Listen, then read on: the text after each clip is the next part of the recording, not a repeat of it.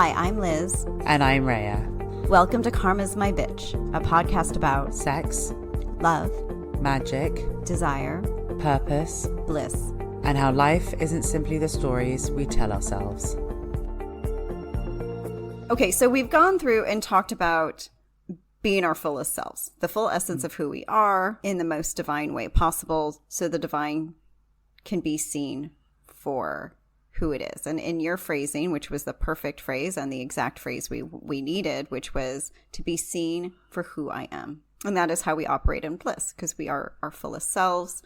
We express as our fullest selves.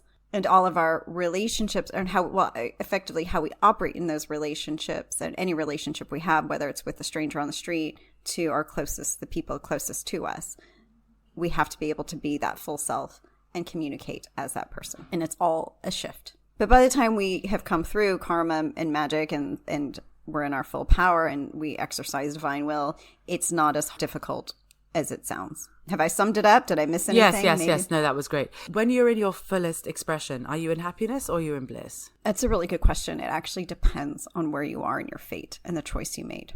So it could be that post-karma, you've reached your fullest expression. You're like, I don't need magic. We did talk about that. Not everybody's going to opt for magic. Not everyone's going to opt for bliss. So happiness is the end game of our fate. So it's what did you call it? Happiness is the sum total of the possibilities in our fate. Yes. Which I loved. Okay. So we'll go back to that then. Today I used end game. Okay.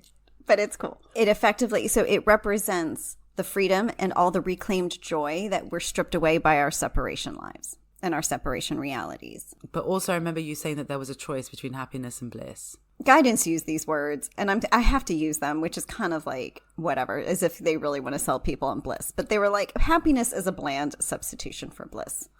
And I understand what they mean, because by our definition, happiness is wonderful. Again, if it is the sum total of all the possibilities written on our fate, that's beautiful. Again, if it's reclaimed joy, how lovely to have a life of joy when all we had known is a life of shit. Mm-hmm. So there's absolutely nothing wrong with it at all. But guidance was like, yes, but it is a bland substitution when you consider the dynamism in bliss and the power you exercise in bliss. Because happiness, yes, you have to exercise a certain amount of power to come out of your karma and to live your fate. So there's nothing wrong with that. But happiness coasts on that reclaimed joy. And it rides the wave of like, everything we've done in our fate, it's all good. Whereas bliss is the force behind the wave, which is pretty awesome because that's the full divine self. So we're here today, even though I feel like we both feel like the past couple episodes and this one could have been an email. Yeah. As opposed to a full episode. And also because we're talking about happiness, which then also, are we taking a step backwards? I don't know. No, we're never taking a step backwards. We're always building. Is it too soon to ask? No, it's not too soon to ask why this had to be an episode. Thank you. I think I did ask when I did the episode, like when I pulled it in, I was like, is there a reason for this? And there's always a reason. There's never not a reason. Because we have to address the happiness sluts. That's why. Because in the terms of the timing of this episode and where its placement, it has to be understood, not just the distinction between happiness and bliss, but also why we don't preach. We do preach happiness, and happiness is valid and important. But on a scale, let's aim for bliss because we can. And it does get its own episode for that reason. Because a lot of people are going to be preaching, and we've been hearing it now. What are we, January 2025? There's going to be more and more emphasis on happiness. And all the spiritual influencers trying to sell some version of it. Whether you manifest your way to it, or you dream yourself into it, or you astral project into it, or you leap into it, whatever it is, happiness is going to become the major end point for a lot of people. But also, it then presupposes that we'll remain in the end part of our fate rather than having the power to rewrite even more. Yes, but bliss being the unwritten part of our fate, which is designed by us, by our divine will, and exercised through our divine power, it comes through intention. Again, and we practice intention with magic, which is why magic is that bridge between karma and bliss. But happiness sort of just is. Again, it's a kind of coasting. It's more coasting energy. So it just accepts what comes its way. Well, when I think about it, it makes sense because like when you're happy, you're like, yeah, I'm cool. Like, I don't need this relationship to be more. I don't need this life to be more. I don't need this thing to be more. Like, I want more of everything, but I don't need it. And I know it's going to come. So I'm pretty chill and I'm all's good. But then I'm also really grateful for what it's become. Yeah, super grateful in a really nice way, not in a weird way. Yeah. But like, but what's the weird way? I don't know. Like, I'm really, really grateful because I'm just going to ignore everything else. But okay. But you do get to a point you're like, wow, I have all this power and it's really working for me. I want to share it. Yeah. I don't want it to be capped anymore. Like, I want what I've dreamed of but not known rather than what I've gotten, which is better than what was. And there is a difference. A massive difference, yeah. Happiness after a life in separation is super respectable. Yeah. We've always said that and we'll continue to say that. Yeah. It's just there can be even more bigger, cooler, amazing things. And like, as we said a bit in season 13, is that, you know, for someone who like loves love, and we talk about me a lot in that respect, imagine being in bliss with someone rather than being in love with someone, where love is part of that bliss, but there's also so much more to it. Yeah, because you're doing more. Yeah, and you get to experience all these different things again. And yes, with magic, you've got the intention, I want to, you know, as we said, possibilities become probabilities, become certainties, right? That is magic. And it's step by step and it's a bit slow. Whereas this is more like, we're going and we're not stopping. It's happening. Yeah. It's happening because I've put my full force, divine will behind it. And thus it cannot be anything but what I will it to be. And we almost cannot even imagine that. As if, is that really even possible? Yeah. So maybe we won't even go there because I'm good enough here. But the thing is, if we're not creating, we're destroying. And if we're always just riding the wave, you do end up, hate to say it, but you do end up feeling slightly dissatisfied because you know that there could be more and you're not actually doing it. And look, many people will be like, oh, she's just greedy. And maybe that's just me being extra. But I want everything. Yeah. But it's not, but I like the way the English use greed is I also see it as hunger. Yeah. And I think it's good to be hungry. I know I'm not the only one to say that, but I think hunger is appropriate because as we've said before, more is appropriate because it allows us to see what we're fully capable of. Separation and experience is what makes normal. Experience makes normal, but separation is what taught us to settle. It's what has limited us. It's what makes us think, well, I only have one career, maybe two in me before I retire. But actually, if we cast off all these limitations, we get to see what we're capable of. And we get to know exactly where those lines are. And they're often a lot farther out than we ever think. So we're not really exercising our power to our fullest potential. No. We're just trying to maintain the power that we have. And the issue with that, hate to say it, is that there's always then a small part of you that wonders, will it go away? Oh, absolutely. So what we do is, when it comes to happiness is, and this is how we become happiness sluts, we start to dig deep into the happiness. Well, this makes me happy. I'll just do this. But at some point, as you said, you almost there's a cap to that experience because you can't keep doing the same thing over and over. Yeah. You really cannot. You can tell yourself you can, but the reality is that it starts to diminish. Instead of doing X, I'll go do Y because maybe that will make me happy. So then you start the perpetual search to maintain the happiness vibe. And this, my friends, is actually going to be what does manifestation in. Go on. They don't want to explain it. No, they won't explain it. Happy is really great. Yeah, no. And also, it might not necessarily be a problem for those who are like super driven purpose people, because they'll just keep using their power to exercise their purpose. And even if it's more of the same, they're not that bothered because they're expressing it, feels nice, brings them to happy over and over.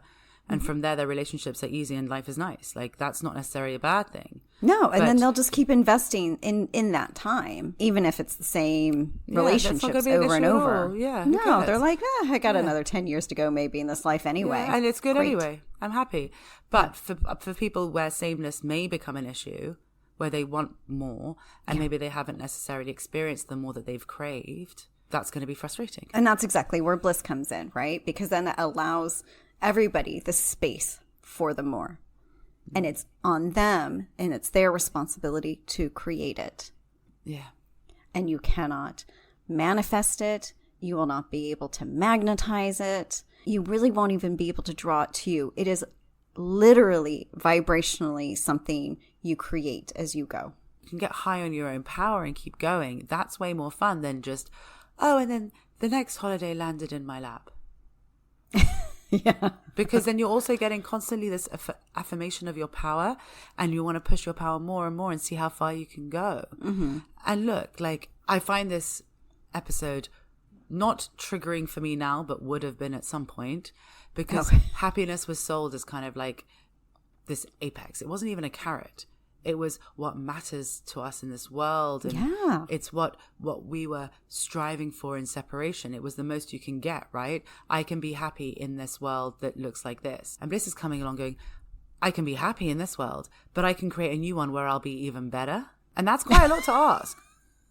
That is a really big statement. But that's it. Am I right? That's right. Yeah. Yeah. So we're saying, like, you can reach happiness, but you'll still be stuck in some form of separation. Get to the place where you're like, oh my God, I can create a whole new world, which suits me perfectly in every fucking way and more. Yeah. And there's never a cap on anything because I'm God, the divine, or whatever you want to call it. That is a bit of a jump.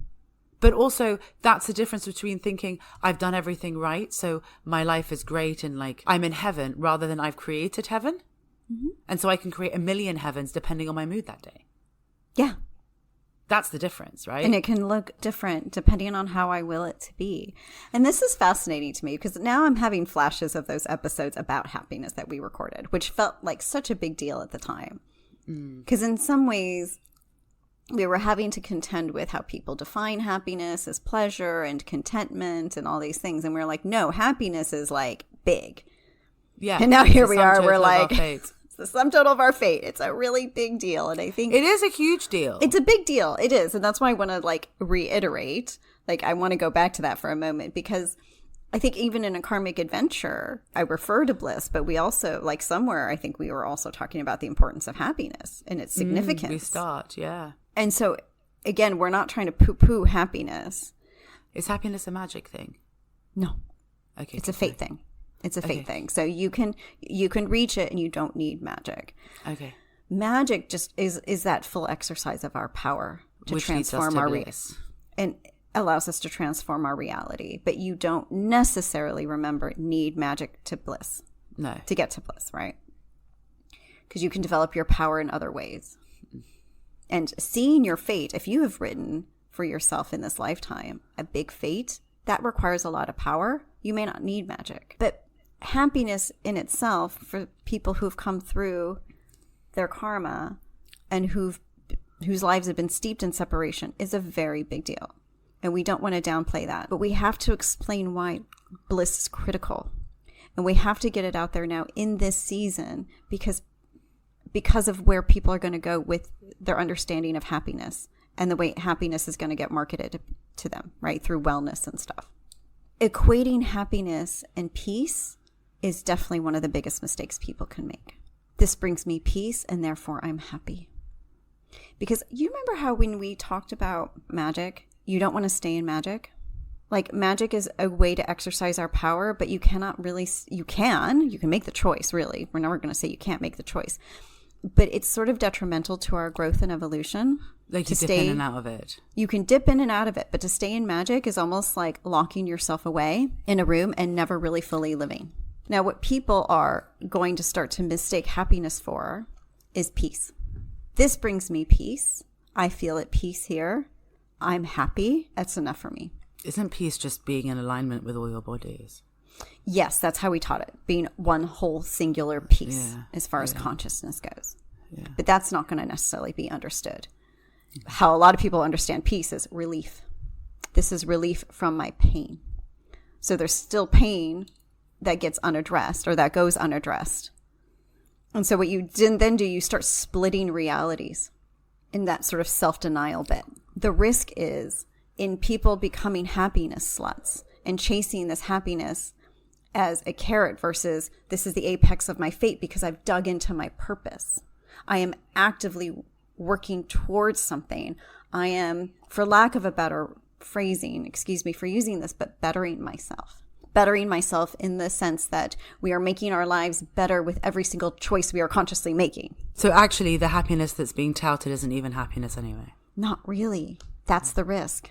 And that's why we have to have this as a separate episode. So my apologies that, yes, it could have been an email, but it has to be said and explained now. Why we make these distinctions, why we use the word happiness when we did for in terms of fate, but how we understand it and how we teach it and how we share it is nothing to do with, because I think it's in some of our meditations as well, is to ensure that people do not confuse it with peace or contentment or pleasure, and that they understand that to even ride out your fate fully, to get to happiness, and to experience all these different things within your fate, like peace, as in becoming at one with yourself in a whole piece, and allowing yourself to, and giving yourself permission to experience pleasure, are all components that will get you to happiness, but are not happiness alone. There's a larger fullness to happiness. And when you get that, maybe that's enough because you're like, I'm at a certain stage of my life, I'm good. And maybe a few years later, you may not be so much. So bliss is the thing that comes next. And for those of us who just know that, I'm in this till I die, till my physical body gives out. So I'm going to keep going and going and going because that's how I want to live my life. So then we have bliss to pursue. It is the portion of our unwritten fate where we are actively creating our lives as the divine.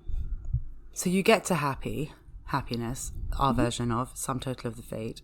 And then that's where happiness and bliss diverge, because either you stay there or you're like, I'm just going to create even more. It's not even written yet, but could be cool now because there's more to do and I have now all this time. And so I get to do it. Yeah.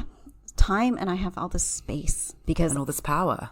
And the space is important again because I no longer need all the busyness that I filled my life with and all that extra weight I carried, metaphorically, literally, whatever, because I didn't know how to live a full life because separation prevented me. Happiness can exist in separation in some ways. Bliss is a life completely without separation. Precisely. That's the fundamental difference there, which is why happiness will end up being capped to some degree, because separation will always be just outside the house. Exactly. Whereas with bliss, separation is not even on the same world. No, it's not. It's vibratorily just so different. It's vibrationally that different, yeah. Which means that, like per the previous episode, I don't even need to engage with it anymore. No. I find it fascinating because I'm seeing what they're showing me, and that's when I'm like, okay, I'm just going to have to pay attention a bit more. I see what they're saying, but I didn't see it that way until we started to record as far as happiness and wellness and stuff like that. Well, it's just because it's a word, and words lose all their meaning. So it's up to you to ascribe meaning to it. Yeah. And if you're ascribing meaning to it and creating it, then are you happy or are you moving towards bliss? This episode is brought to you by Karma Magic Bliss. For more information, resources, and links to our books, check out our website, karmamagicbliss.com, and Karma Magic Bliss across all socials. And if you liked what you heard, please subscribe and leave us a review.